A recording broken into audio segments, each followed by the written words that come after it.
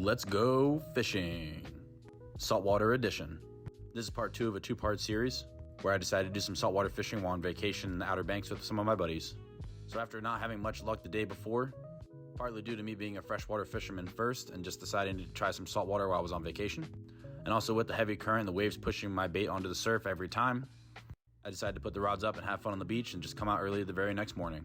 Now right about here I actually thought I had a bite, so I decided to try to set the hook and reel something in. But as the bait got closer and closer, I started to feel that it was just the waves pushing it up on the surf again. And just like the day before, I probably should have looked at the pier and saw no fishermen there and realized it might not have been the best day for fishing. But again, I was just on vacation and wanted to try it, so why not? As always, you can't catch fish if you don't have a line in the water. So again, much like the day before you saw earlier in the video, I had the fish bites on a high-low rig with the heaviest disc weight I have that I brought from catfishing, and was just tossing it out.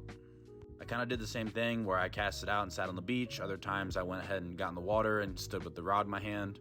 Here you can kind of see it bouncing off the bottom a little bit. I think the current was just moving my weight around.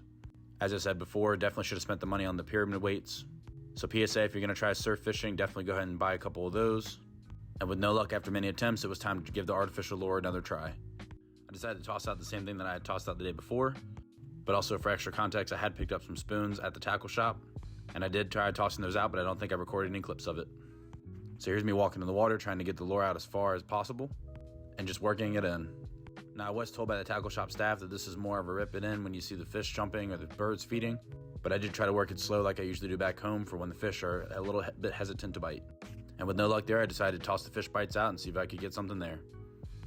But I think I was having the same problem where the waves were just pushing everything up onto the shore because this looks like a bite, but when I picked up the rod, didn't feel anything and just kind of felt it being pushed up.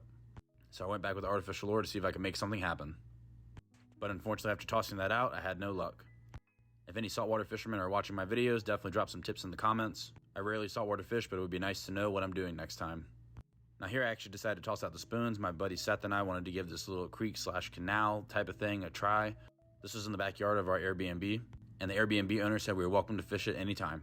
But with no luck on the spoon, I decided to throw out a bobber with the fish bite just to see what would happen. And I don't have any footage of it, but Seth was further down the bank testing out some of my bass lures, mostly jig heads with paddle tails just to see if anything would bite. And after he got his caught in a tree one too many times, he was done, so I swapped over to his spot to see if I could make something happen with the bobber. But after sitting there for a while, I was having no luck. So I went back over to my original spot and sat on the bench, and here I actually had a run on the bobber. But I was way too late and didn't set the hook in time. Not sure what it was, but it took the bobber for a run. And here I had another bite as well. But for a trip that was mostly about the beach, I still had fun trying to fish. Drop some tips in the comments, and maybe next time I'll catch something.